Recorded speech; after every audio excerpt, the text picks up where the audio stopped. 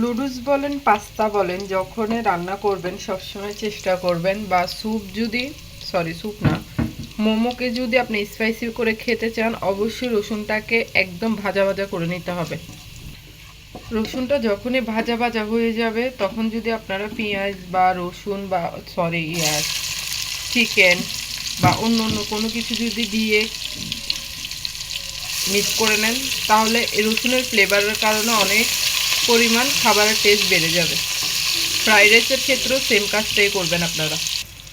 সব কিছুর ক্ষেত্রে পেঁয়াজের বেরেস্তা করা যায় না, পেঁয়াজ লাল করা যায় না। কিছু কিছু জায়গায় কিছু কিছু রেসিপিতে পেঁয়াজটাকে হালকা ভাজা দিতে হয়। টমেটোটা সিদ্ধ হয়ে যাওয়ার জন্য আমি দিয়ে দিব লবণ।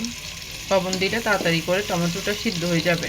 আর লুডুসের ক্ষেত্রে টমেটো সিদ্ধটা যদি না হয় তাহলে মুখে পড়লে ভালো লাগে না।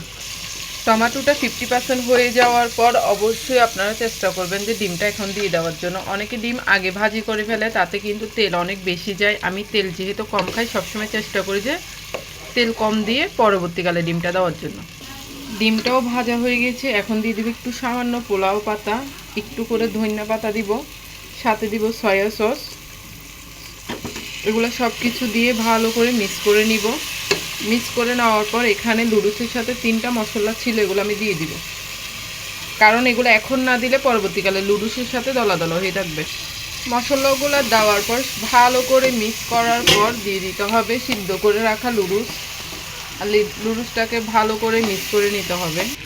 ভালো করে মিক্স করার পর আমি একটু দিয়ে দিব চিনি, কারণ লুডুসের ভিতরে একটু চিনি দিলে এতে কিন্তু খাবারের টেস্ট অনেক পরিমাণ বেড়ে যায়। আর সাথে দিয়ে দিব লাস্টে ধনিয়া পাতা। অবশ্যই এটা আপনাদের মন মতো করে দিয়ে নেবেন।